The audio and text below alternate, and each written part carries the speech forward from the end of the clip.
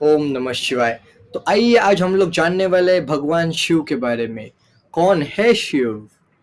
तो जैसे कि आपको पता है भगवान है भोलेनाथ।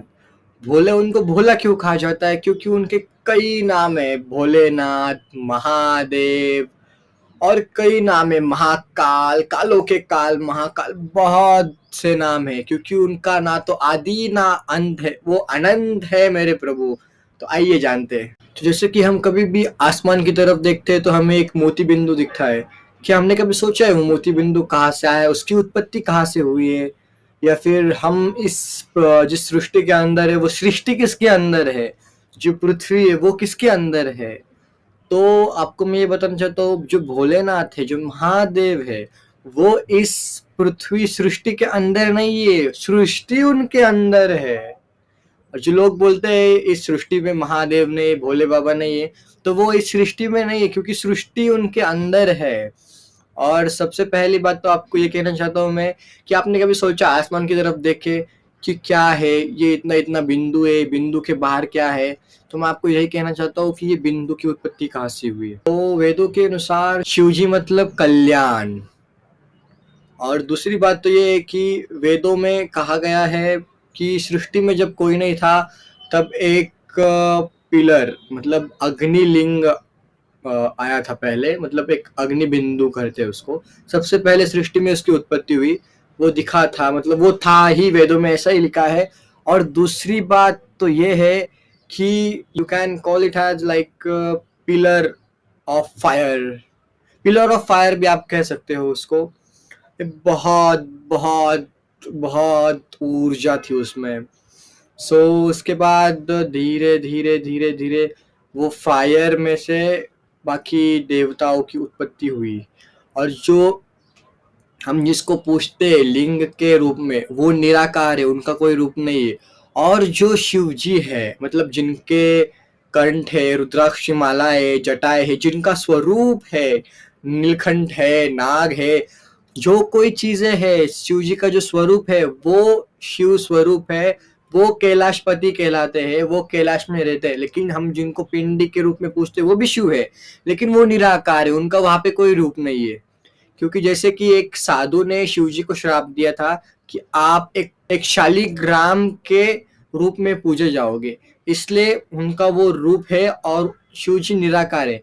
जैसे हम किसी भी बर्तन में, किसी भी चीज में पानी को डालते हैं तो वो पानी उस चीज का शेप, रूप ले लेता है। बिल्कुल वैसे ही हमारे भोलेनाथ है, क्योंकि वो बहुत भोले हैं।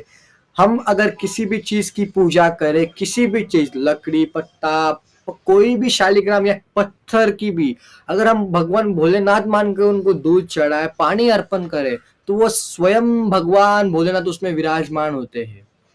सो ऐसे है हमारे भोलेनाथ। क्योंकि उनको, उनका ना आदि है ना अंत है, वो अनंत है, जिनका ना कोई माता है ना कोई पिता है। वो कहाँ से आए ये आज तक किसी को नहीं पता। सच ये है कि किसी को नहीं पता, लेकिन वो कौन है ये पता है। क्योंकि सृष्टि के जब कोई नहीं था तब एक वो लिंग, आपको बोला मैंने कि पिलर ऑफ फायर करके था। पिलर ऑफ फायर एक उसकी उत्पत्ति वो दिखा। और उसके बाद कैलाशपति कहने लगे, क्योंकि वो निराकार रूप था, बाद में उनका पूरा स्वरूप आ गया। स्वरूप मतलब रुद्राक्ष की माला है, वो सब उनका स्वरूप आ गया। तो मेरा यही कहना है कि शिव जी को आप कौन से भी रूप में, कहीं पर भी, पत्थर को भी आप मानो ना, ओम नमः शिवाय करके जल अर्पण करो, वो भी शिव बन जाता है। क्योंकि वो भोलेनाथ है। आप समझो, भोले मतलब जो कभी भी किसी भी रूप में निराकार है, उनको मतलब ना कोई रूप है ना कुछ है। क्योंकि शिव को ना कोई जन्म दे सकता है ना कोई अंत कर सकता है। मतलब वैसे है शिव, जिनका ना आदि है ना अंत, इसलिए उनको आज तक वेदों में, पुराणों में अनंत का, एक भी वेदों में उनका माता पिता का नाम नहीं है, सच में, सच्ची वाला। क्योंकि उनके माता पिता है ही नहीं, उनकी उत्पत्ति ही एक ऊर्जा से हुई है।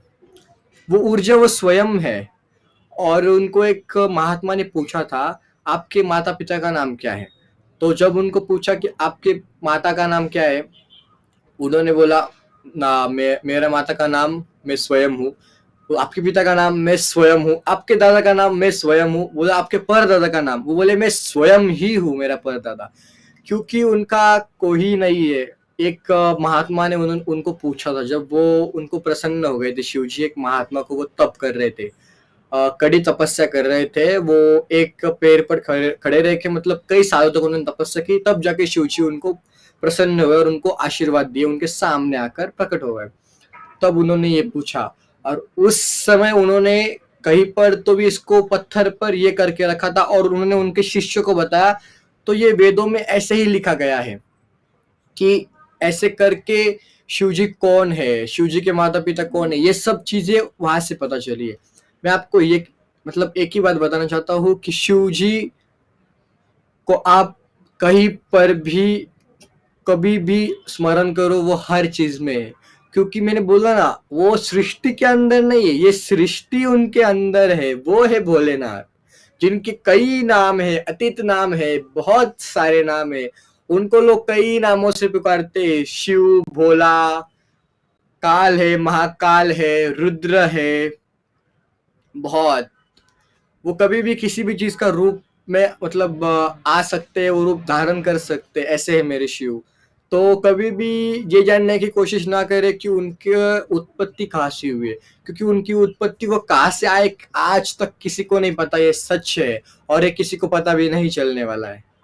जैसे कि आपने कैलाश पर देखा होगा, अभी भी कैलाश पर्वत पर उनके जैसा शेप में एक पत्थर है, मतलब काला पत्थर है, उनके पूरे एक शेप में, वो अगर ऊपर से एक बार शूट किया गया था, वो देखा था, तो वो पूरे शिव जी के रूप में था, ऐसे ध्यान में बैठते जैसे महादेव, वैसा था पूरा।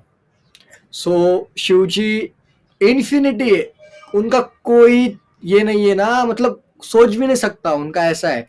क्योंकि एक बार विष्णु जी, ब्रह्मा जी में मतलब ये हुआ था कि मैं सबसे बड़ा हूँ, मैं सबसे बड़ा हूँ, तब ये जो फायर ऑफ पिलर है, ये वहां प्रकट हुआ, मतलब जो लिंग है ऊर्जा का, मतलब अग्निलिंग, वहां प्रकट हुआ, और तब उस समय वो अग्नि से आवाज आई, वो स्वयं शिव जी की थी, कि बोले आप में से आप दोनों खुद को मतलब बड़े मानते हो, तो मुझे आप भगवान ब्रह्मदेव, आप मुझे इसका आदि ढूंढ के बताइए, और विष्णु जी से कहा आप इसका अंत ढूंढ के बताइए।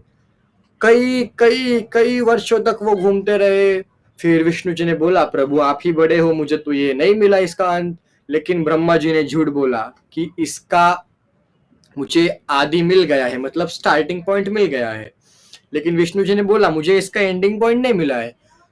उसके बाद शिव जी ने विष्णु जी को वरदान दिया कि तुमको बहुत ज्यादा पूजा जाएगा, फर्स्ट मान भगवान विष्णु जी को दिया जाएगा, और ब्रह्मा जी को श्राप दिया कि तुमको धरती पर, पृथ्वी पर, इस सृष्टि पर पूजा नहीं जाएगा। इसलिए ब्रह्मा जी के मंदिर बहुत सारे, मतलब एक होगा शायद, बहुत पूछते भी नहीं ब्रह्मा जी को, क्योंकि शिव जी के श्राप दिया था। तो ऐसा है पूरी कहानी। तो प्लीज ये जानने की कोशिश ना करें कि शिव जी आए कहाँ से। आपको तो बताया मैंने कि शिव जी आए हैं, वो एक ऊर्जा है, जब इस पृथ्वी में कोई नहीं था तब वो आए थे, और उनका कोई नहीं था, वो किधर से भी उनका जन्म नहीं हुआ है, और उनकी कहीं से उत्पत्ति भी नहीं हुई, उनके अंत भी नहीं है, तो अनंत है। सो इसको जानने की कोशिश ना करें। कैसा लगा ये वीडियो मुझे बताना आप, और कमेंट करना, please subscribe. Okay, her her Mahadev.